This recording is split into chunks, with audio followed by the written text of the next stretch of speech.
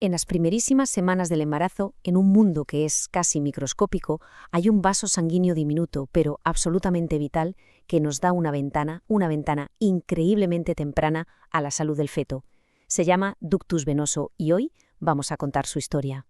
Es que esta pregunta lo es todo. Nos pone justo en el centro de uno de los grandes sueños de la medicina prenatal. Tener herramientas que nos den un diagnóstico cada vez más temprano y sobre todo que sea fiable. Imaginaos por un momento una obra de ingeniería perfecta, diseñada para nutrir y proteger lo más importante. Es un proceso vital que ocurre mucho antes de que se vea nada por fuera, pero que es, de verdad, la base de todo. Y de eso va todo esto. Vamos a intentar decodificar juntos las señales que nos manda esta pequeña estructura y entender el impacto tan grande que está teniendo en cómo se cuidan los embarazos a día de hoy. Bien, vamos a meternos de lleno en el meollo. El primer trimestre es que es una auténtica carrera contrarreloj. Los médicos están buscando pistas, cualquier señal sobre la salud del feto, pero claro, todo es minúsculo y hacer un diagnóstico es un reto enorme, de verdad. Fijaos en este dato. Las cardiopatías congénitas son la anomalía más común al nacer. Ese 1%, que puede parecer poco, en realidad representa a miles y miles de familias cada año. Pero lo más importante es que esta cifra es solo la punta del iceberg de lo que pasa al principio del todo. Y aquí está la clave del desafío. Muchas de estas condiciones graves ya están ahí desde el principio. Tristemente, muchos de estos embarazos no salen adelante. Por eso, detectar los problemas tan pronto es fundamental, no solo por tener un diagnóstico, sino para entender si ese embarazo va a ser viable. Entonces, ¿cómo nos enfrentamos a este reto? Bueno, pues la medicina ha puesto el foco en una estructura que es fascinante, la verdadera protagonista de nuestra historia, el ductus venoso. Pensemos en él como si fuera un carril expreso, ¿vale? Un atajo de alta velocidad. Su única misión es asegurarse de que la sangre con más oxígeno, la que viene de la placenta, llegue directa a los órganos más importantes que se están formando, el cerebro y el corazón. Una función que parece simple, pero que es absolutamente vital. Y claro, ¿cómo podemos espiar lo que pasa en esa superautopista? Pues la respuesta está en los ultrasonidos, en concreto en el Doppler, que nos permite, literalmente, escuchar y ver cómo fluye la sangre por este conducto tan pequeño. Y aquí viene lo más interesante, la clave de todo, la famosa onda A. A ver, para que nos hagamos una idea, esta onda representa el flujo justo cuando se contrae la aurícula del corazón. En un feto que está perfectamente, la onda es positiva, como la que vemos a la izquierda. Pero, ¿qué pasa si algo no va bien? Pues si hay más resistencia en el corazón o en la circulación, esa onda de repente se aplana o peor, se invierte, como a la derecha. Esa es la señal, la pista que lo puede cambiar todo. Así que el punto crucial aquí es que esta señal rara no es un detalle sin importancia, no, es un marcador increíblemente potente. Una onda A que está invertida o ausente hace que salten todas las alarmas, porque está muy, pero que muy asociada con condiciones genéticas importantes y sobre todo con defectos graves en el corazón.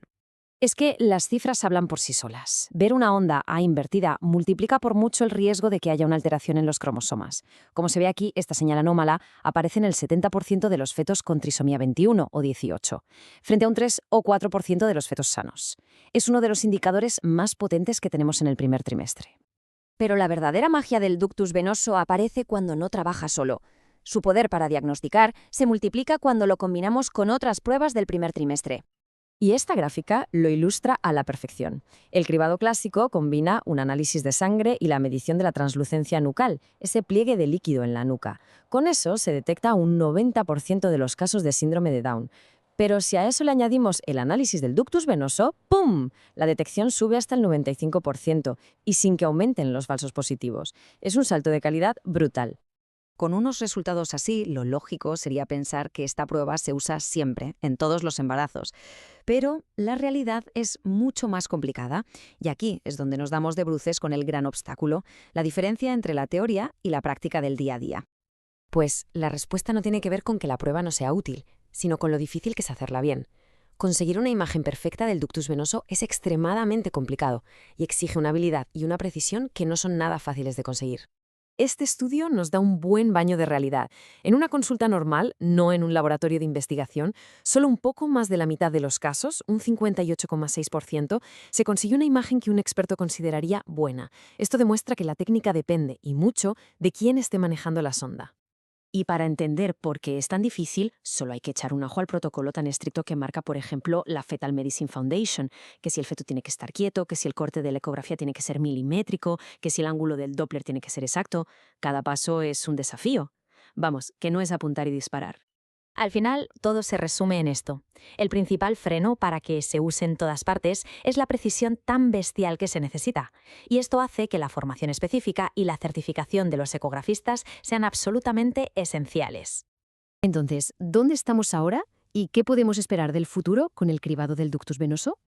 Venga, vamos a quedarnos con las ideas más importantes. Primero, que el ductus venoso es una herramienta fantástica, pero ojo, como un segundo paso para afinar el riesgo, no para usarlo con todo el mundo. Segundo, su gran desafío es llevarlo a la práctica del día a día, porque exige una formación súper específica. Y por último, algo fundamental, que todo esté bien en el primer trimestre no nos libra para nada de hacer la ecografía morfológica detallada más adelante. Son cosas que se complementan.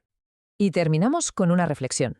La tecnología nos da el poder de saber más cosas y de saberlas mucho antes. El verdadero reto que tenemos por delante ya no es solo técnico, sino también humano. ¿Cómo comunicamos esta información tan delicada y temprana?